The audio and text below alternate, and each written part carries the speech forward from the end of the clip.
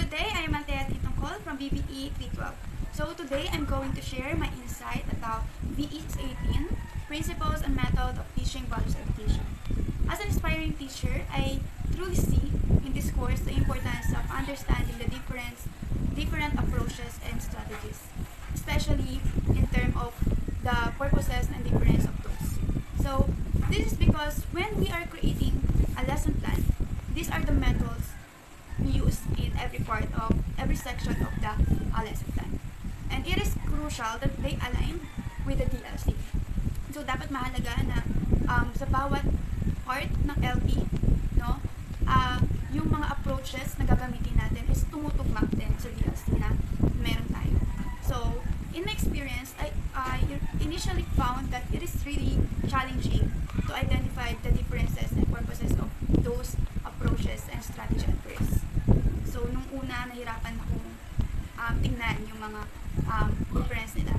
So, but as I continue studying and reviewing those approaches and their strategies, mas nagiging familiarize ako dun sa mga approaches and ano yung mga nag-purpose nila at kung kailan dapat sila ginagamit. So, mahalaga na bilang magiging guro, no, marunong tayong to identify those approaches and yung mga under nilang strategy. So, ayun, yung course na to ay tinulungan din ako sa pag-create ko ng lesson plan.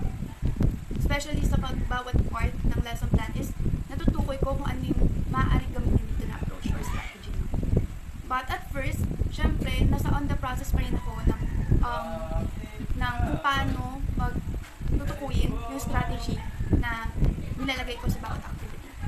But, ay natutuwa rin ako dahil in this part, no, marami na rin ako natutunan about sa mga approaches na ito.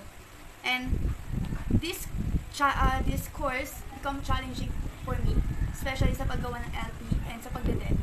But I think kahit ganun yung na-experience ko, na-enjoy ko siya.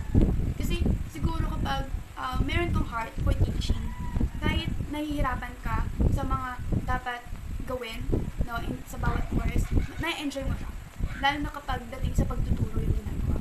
So this course really brought me a lot of knowledge, especially sa pagtuturo, sa paggawa ng LP, kung paano ko itutong may approach and strategy sa DLC ko. So, ayan, ang laking tulong nitong course na to na alam ko magagamit ko sa next year ko pa o sa next term. At patuloy ko siya magagamit because this is very important sa pagiging guro. So, yan. Maraming salamat. Yan lang.